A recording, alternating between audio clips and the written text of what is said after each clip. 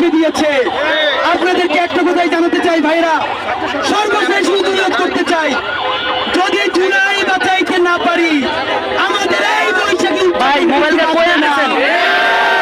অতি সত্তর জুলাই শাপলা এবং পিলখানা গণহত্যার বিচার শুরু করতে হবে। কাল বিলম্ব না করে গণহত্যাকারী আওয়ামী লীগ অতি দ্রুত নিষিদ্ধ করতে হবে। বন্ধুরা আমার, এই উদযাপনে কোনোদিন আমরা আবু সাঈদ ওয়াসিম মুর্তুদের কথা ভুলে যাব না। বন্ধুরা আমার, সুতরাং আমরা যদি সামনে আর কোনো আয়নাঘর না চাই, গুম খুন না চাই, ফাঁসিবাদ না চাই, দিল্লির দাবিদারি না চাই, অতি সত্তর এই সরকারকে জুলাই গণহত্যার দৃশ্যমান বিচার শুরু করতে হবে।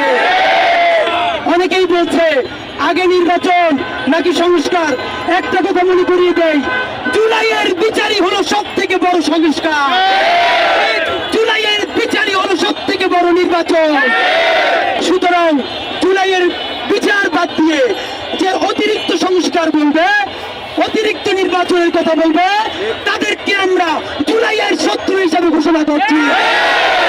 আগামী 25শে এপ্রিল শাহবাগে ইনকিলাব মঞ্চের পক্ষ থেকে জুলাই শাপলা ও পিলখানা গণহত্যার বিচারের দাবিতে এবং গণহত্যাকারী আওয়ামী লীগ নিষিদ্ধের দাবিতে শহীদী সমাবেশ ঘোষণা করা হয়েছে।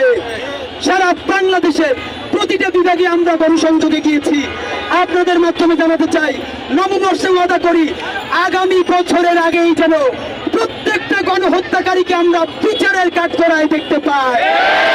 বন্ধুরা আমার, ভুলে যায় না, যদি সবাই মিলে এই গণহত্যার বিচার করতে না পারি, খুনি লীগের বিচার করতে না পারি, এইখানে আজকে যারা মিছিল করছি আনন্দ র্যালি, প্রত্যেককে কচুকাটা করা হবে।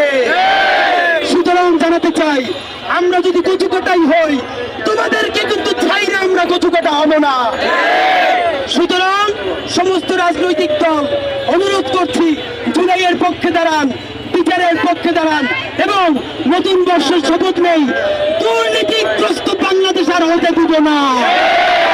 আজকে এই নববর্ষে যারা এসেছেন সবার জন্য আমরা বাতাসা, নকুলদানা, মোয়া, চিরা, খই, এই আমাদের দেশজ খাবারগুলো নিয়ে এসেছি। সবাই প্রোগ্রাম শেষ করে বাতাসা, নকুলদানা যার যেটা ভালো লাগে নিয়ে যাবেন, শপথ নিবেন ইনসাফের বাংলাদেশ গড়বার আগে আমরা রাজপথ ছেড়ে যাব না।